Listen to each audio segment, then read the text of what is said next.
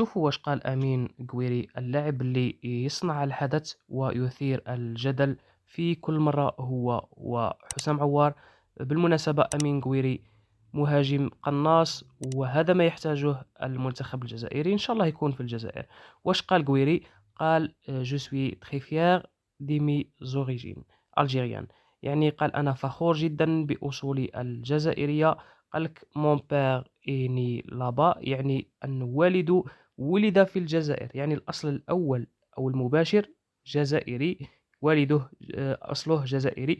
قال لك ولا يزال لدي عائلة هناك، إنها الثروة. قال لك سي سين غيشاس. ودائما نجيب المصدر من صحف موثوقة أو قنوات موثوقة. المصدر أو المقابلة كانت مع ارتيال سبورت. شوفوا في تويتر ارتيال سبورت. مقابلة كانت مع أمين قويري، وهذا ما قاله أمين قويري بعظمة لسانه.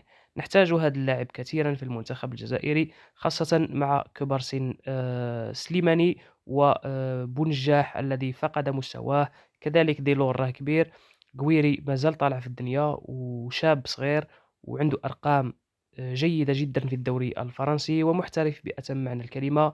وجال في عدة أندية وتكون في نادي ليون المعروف.